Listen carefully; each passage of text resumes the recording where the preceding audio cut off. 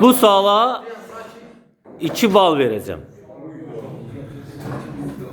Aradakı məsafəni kiçiltmək üçün.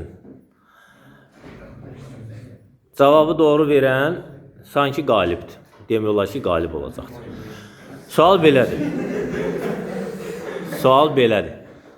Marjinal gəlirlərin marjinal xərclərə bərabər olduğu zaman iqtisadi mənfəət nəyə bərabər olur və səbəbini izah edin. Vaxt gedir.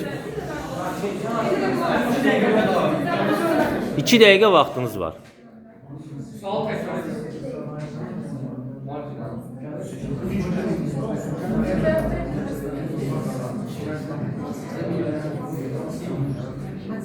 Marjinal gəlirlərin marjinal xərclərə bərabər olduğu zaman firmanın iqtisadi mənfəəti nəyə bərabərdir və bunun səbəbini izah edin.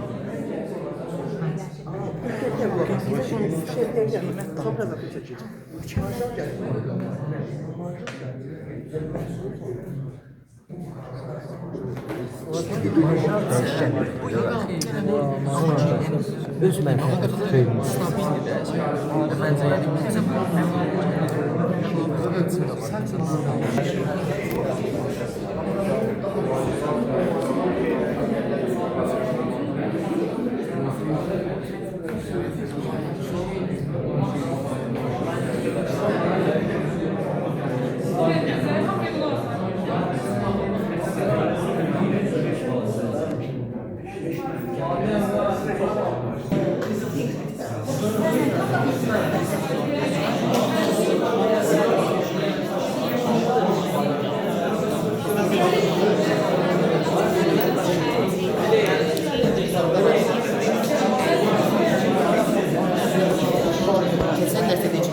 Niyə iştirak eləmirsən?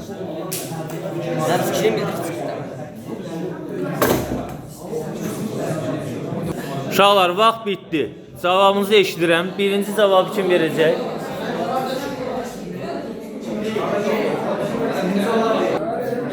Kapitan, cavab.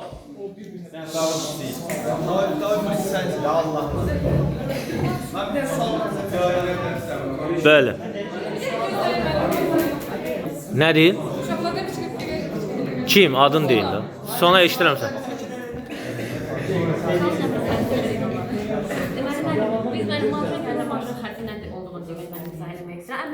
Mənim bu müəyyən 10 dənə məsələn məhsulda satdığım məsələn əlavə xərcim, əlavə bir dənə əlavə istisna etdiyim məhsul elədiyim xərc, hasan ki ondan əldə etdiyim gəlir daha doğrusu ondan əldə etdiyim xərcə bərabər olarsa, bu artıq bazar optimallaşdırılmış səviyyəsi adlandırılır və bunda da əslində mənim marjinalım əvvəl məhsula bərabər olacaq, gəlirimə bərabər olacaq, amma ortada gəlir xərci, say fərq olduğuna görə əsasən mən daha çox daha yaxşı vəziyyətdə olmuş olacaq. Ona görə də optimallaşdırılmış vəziyyət deyilir. Hasan ki marja gəlindən marja xərcə bərabər olur, bu artıq optimallaşdırılmış vəziyyət adlandırılır. Çünki mənfəət nə olur? Mənfəət maksimum olur. Cavabı qəbul elədim. Keçirəm bunlara.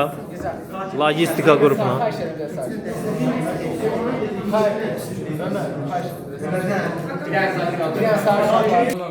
Marjinal gəlirlə marjinal xərc bir-birinə bərabər olduqda maksimum mənfəət olur. Çünki marjinal gəlir dedikdə, marjinal gəlir yəni faydalı gəlir deməkdir.